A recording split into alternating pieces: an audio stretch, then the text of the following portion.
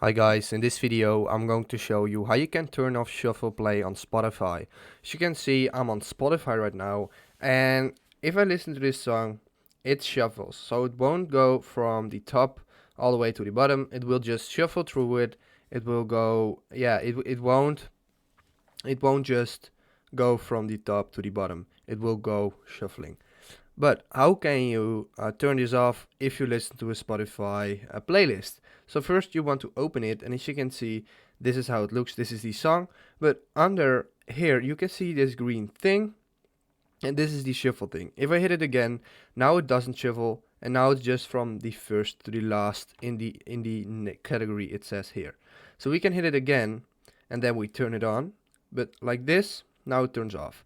So you want to make sure it isn't green, then it is not shuffling. If it is green, then it is shuffling. If this video helped you out, please leave a like, please subscribe, and see you next time.